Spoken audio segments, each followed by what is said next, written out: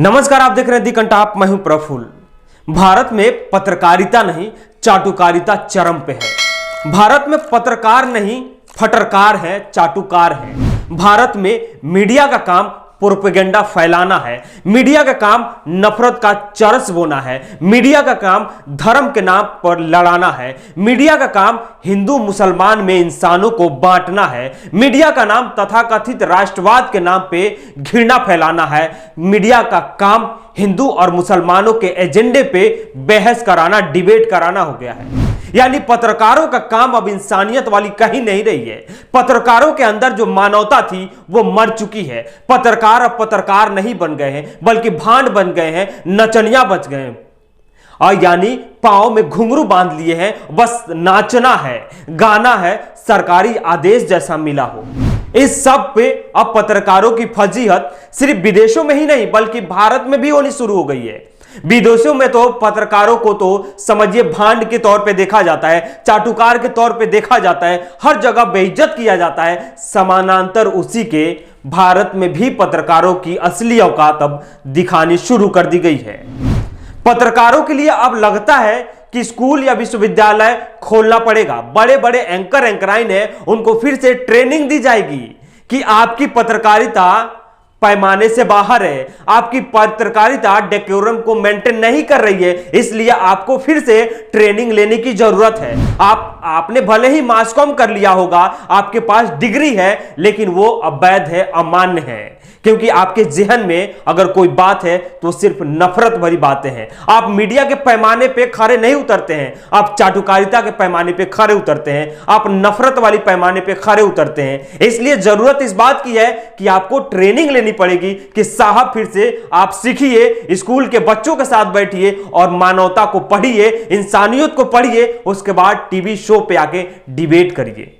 ये बातें हम नहीं कह रहे हैं, बल्कि हमारे देश की संस्था कह रही है कि कुछ टीवी चैनलों के एंकर और एंकराइन ने देश में जहर का बीज बो दिया है, देश में नफरत का माहौल बना दिया है अपने डिबेट के माध्यम से, अपने शो के माध्यम से।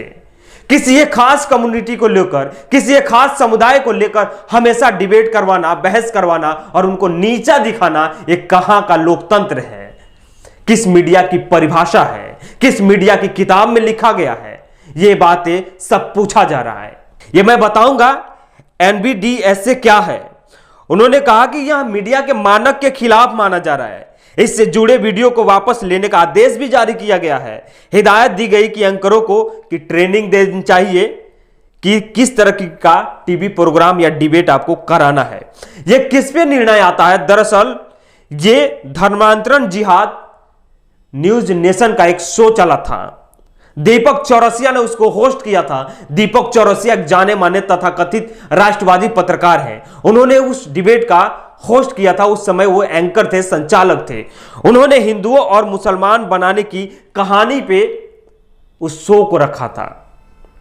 उस शो में क्या था वो चीजें मैं आपको पढ़ के बताता हूं। उसमें लिखा है कि broadcaster should take action against anchor who fall to remains impartial NBDS से orders News Nation to take down conversation जिहाद शो वीडियो। यानी जो आपने वीडियो दिखाया था उसको आप डिलीट मारिए, आप उस पे आप खरे नहीं उतरे थे।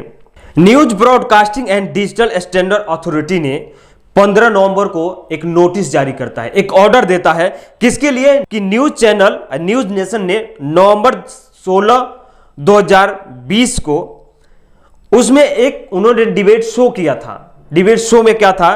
कन्वर्जेशन जिहाद यानी धर्मांतरण जिहाद। और उस पे उन्होंने एक खास कम्युनिटी के लोगों को टारगेट किया था। इसके लिए उन पे कंप्लेन दर्ज किया जाता है। कंप्लेन के बाद में यह आदेश आता है कि आपने जो किया था वो गलत था। उस समय क्या किया गया था ये चीजें मैं आपको बताता हूं। डेडलाइन दी गई, complain made by Citizen for Justice and Peace against News Nation. इस पे यानी Citizen for Justice and Peace जो संस्थान है उन्होंने कंप्लेन दर्ज किया न्यूज नेशन के एंकर के खिलाफ कि न्यूज नेशन के एंकर ने जो शो होस्ट किया था उसमें देश विरोधी बातें, एक समुदाय विरोधी बातें हुई थी। उसमें हिंदू और मुसलमानों की भावनाओं को भड़काने की बात हुई थी। इस पे अब NBDSA ने संज्ञान लिया। दीपक चौरसिया को इस पे नोटिस दिया गया है कि आपने जो वीडियो जो शो किया था उसको हटाइए। टीवी चैनलों के जब शो होते हैं, डिबेट होते हैं, तो अपर बैंड और लोअर बैंड उस पर चलाए जाते हैं। उसमें कई तरह के टैग होते हैं, कई तरह के स्लोगन लिखे होते हैं।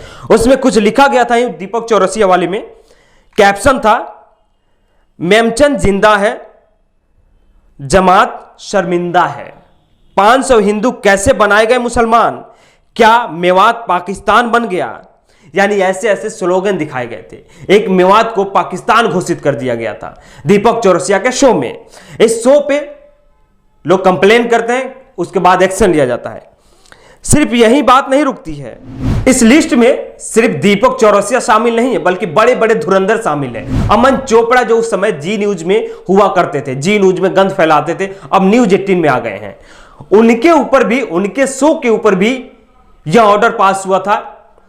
News broadcasting and digital standard authority ने उनके ऊपर भी एक्शन लिया था।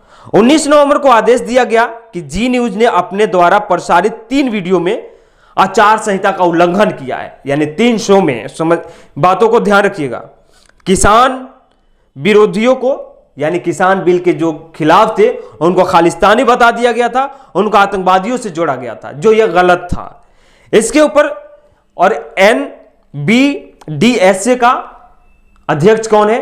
रिटायर्ड जज होते हैं इसके अध्यक्ष। ये सरकारी संस्थान है, जो सरकारी संस्थान है, जो कहीं ना कहीं मोदी द्वारा ही गौन की जाती है, उनके द्वारा ये सब चीजों पे संज्ञान लिया जाता है। उनके कुछ प्रोग्रामों को हम हाईलाइट कर देंगे, उनको बताएंगे जो NBDSA ने बताया है। लिखा गया है कि जब किसान आंदोलन कर रहे थे, 26 जनवरी की भी घटना हुई, उसके बाद 29 से 20 जनवरी तक न्यूज पे कई शो प्रसारित किए जाते हैं। ताल ठोक के खालिस्तान से कब होगा सावधान, ताल ठोक के कब होंगे खालिस्तानी किसानी से सावधान, ऐसे तमाम हेडलाइन होते हैं। 10 तरह के, यानी 19 से 20 तारीख के बीच आपको ऐसे शो में कई टैगलाइन मिलते हैं। गणतंत्र के खिलाफ युद्ध, स्वतंत्रता दिवस पर गृह युद्ध, ट्रैक्टर मार्च या युद्ध, गणतंत्र के खिलाफ युद्ध की साजिश, धरने में ट्रैक्टर या ट्रैक्टर से युद्ध की साजिश, ऐसे विरोध पर खालिस्तान का दबदबा, गणतंत्र के खिलाफ बगावत के लिए प्लान खालिस्तान, ऐसे ऐसे टैगलाइन थे। इन सब पे अब संज्ञान लिया गया है, यानी न्यूज ब्रॉडकास्टिंग स्टैंडर्ड अथॉरिटी ने इस पे संज्ञान लिया है और कहा है कि अब आप लोगों को फिर से ट्रेनिंग लेने की जरूरत है, क्योंकि आप लोग जो टीवी चैनलों के स्टूडियो में बैठ के जो गंद फैला रहे हैं वो बहुत भयानक है और आने वाले नस्लों के लिए खतरनाक साबित होगा। इसीलिए आप अगर किसी चैनल को देखते होंगे तो चैनल को देखने से पहले परखिएगा और देखने पे उनके शब्दों पे ध्यान दीजिएगा कि आपके पैमाने पे वो खरा उतरते हैं या नहीं उतरते हैं। खैर, अगर आप हमारे चैनल को अगर देख रहे हैं तो अगर अभी तक सब्सक्राइब नहीं किए तो सब्सक्राइब कीजिए। यूट्यूब पे देख रहे हैं तो बेल आइकन दबाइए, फेसबुक पे देख रहे हैं तो फॉलो जरूर कीजिएगा।